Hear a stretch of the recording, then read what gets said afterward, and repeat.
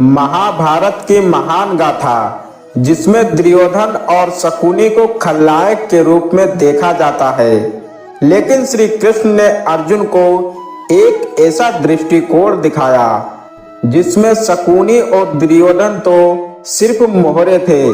असल दोष तो उन 5 पात्रों का था जो अपने क्रोध, अहंकार और हठ पर अड़े रहे और परिणाम स्वरूप महाभारत का विनाशकारी युद्ध हुआ। चलिए जानते हैं उन 5 पात्रों के बारे में जिन्हें इतिहास ने भले ही खलनायक नहीं माना, लेकिन महाभारत के इस विनाशकारी युद्ध के पीछे सबसे बड़ी भूमिका उन्हीं की थी। पांचाल के राजा द्रुपद, जिनके मन में बदले की भावना थी और उनकी दुश्मनी गुरु द्रोणाचार्य से थी। इसीलिए पांचाल को आवश्यकता थी एक ऐसे पुत्र की जो द्रोणाचार्य का वध कर सके, लेकिन पुत्र ना प्राप्त होने के कारण, पुत्र प्राप्ति की तीव्र इच्छा के कारण उसने ऋषियों से जबरन यज्ञ करवाया।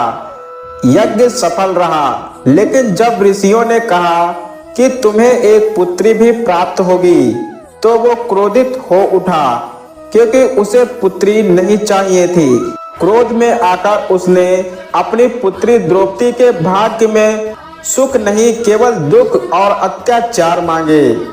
एक ऐसा भाग्य जो द्रौपदी को क्रोध, पीड़ा और अपमान की आग में झोंक दे, और इस भाग्य ने महाभारत जैसे युद्ध का बीज बो दिया। युधिष्ठिर, धर्मराज कहे जाने वाले युधिष्ठिर, लेकिन जब बात आई उनके हम और जुए की लत की, तब उनका धर्म कहीं लुप्त हो गया।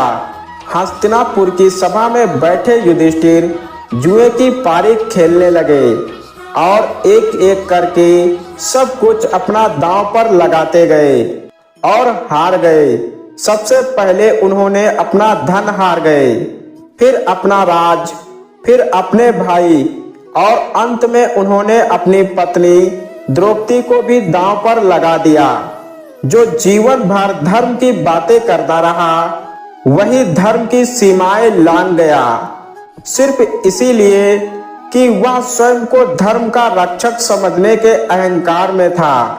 द्रौपदी का चीरहरण हुआ, लेकिन युधिष्ठिर मौन रहा क्योंकि उसके लिए दांव का नियम धर्म से भी बड़ा हो गया था। उसका यही अंधा धर्म, अहंकार महाभारत युद्ध का कारण बना। धृतराष्ट्र, राजा धृतराष्ट्र एक ऐसा राजा जो न केवल आंखों से बल्कि धर्म, न्याय और कर्तव्य से भी अंधा था। धृतराष्ट्र को गद्दी तो मिली, पर वो कभी राजा की तरह नहीं सोच पाया। वह सिर्फ एक पिता बना रहा और वही पुत्र मोह उसका सबसे बड़ी कमजोरी बन गया। अपने पुत्र दुर्योधन की हर गलती को उसने नजरअंदाज किया।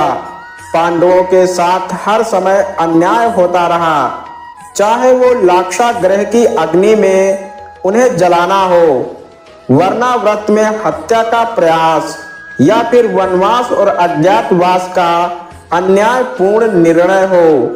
धृतराष्ट्र सब कुछ जानता था, फिर भी वह मौन रहा। यहाँ तक कि उसकी सभा में द्रौपदी का चीरहरण होता रहा, तब भी वह चुप रहा। अपनी आंखों से नहीं देख सका, लेकिन पूरी सभा को अंधा जरूर बना दिया। धृतराष्ट्र का यह मौन, यह पक्षपात और पुत्र मोह महाभारत की आग में सबसे ज्यादा घी डालने वाला कार्य था। वह राजा होकर भी धर्म निभा ना सका। परिणाम स्वरूप महाभारत का युद्ध हुआ। भीष्म पितामह, गंगा पुत्र भीष्म, जिन्हें प्रतिज्ञा का प्रतीक माना जाता है, लेकिन उन्होंने अपने पिता की इच्छा के विरुद्ध आजीवन ब्रह्मचारी रहने का संकल्प लिया ताकि उनके पिता दूसरी शादी कर सके। यह संकल्प केवल त्याग नहीं था, बल्कि आगे चलकर महाभारत की राजनीति को मौन स्वीकृति देने वाला था। जब धृतराष्ट्र का विवाह गांधारी से तय होने वाला था, तब राजा सुबल यानी कि गांधारी के पिता नाराज थे। लेकिन भीष्म पितामह ने कुरुवंश का झूठा अभिमान दिखाते हुए पूरी सेना लेकर स्वयं गांधारी को लाने गए ताकि राजा सुबल भयवश इस रिश्ते का विरोध ना कर सके। यही अपमान और जबरदस्ती गांधारी के भाई शकुनी के मन में बैठ गई और उसने संपूर्ण कुरुवंश को मिटाने का सोच लिया। और वही शकुनी के मन का प्रतिशोध आगे चलकर महाभारत युद्ध का कारण बना। और फिर आ गया वह काला दिन जब भरी सभा में द्रौपदी का चीर हरण हो रहा था, जब धर्म, मर्यादा, न्याय और सब कुछ शर्मसार हो रहा था। लेकिन भीष्म उस वक्त मौन थे। वह सभा में सबसे बड़े, सबसे शक्तिशाली और सबसे वृद्ध थे, लेकिन फिर भी वो उस अन्याय का विरोध ना कर सके। उनका यह मौन युद्ध की घोषणा से कम नहीं था। उनका जीवन कई प्रतिज्ञाओं से भरा था, लेकिन उन प्रतिज्ञाओं की कीमत थी एक ऐसा युद्ध जिससे पूरा कुरुवंश विनाश की भेंट चढ़ गया। दानवीर कर्ण, एक महान धनुर्धर, एक दानी वीर, लेकिन साथ ही एक ऐसा पात्र जिसने अपने स्वाभिमान को अहंकार में बदल लिया। कर्ण जानता था कि दुर्योधन अधर्म के रास्ते पर है, लेकिन फिर भी उसने उसका साथ दिया, सिर्फ इसीलिए कि दुर्योधन ने उसे मित्र मानकर सम्मान दिया था। लेकिन यह मित्रता इतनी अंधी थी कि सत्य और न्याय को भी दबा बैठी।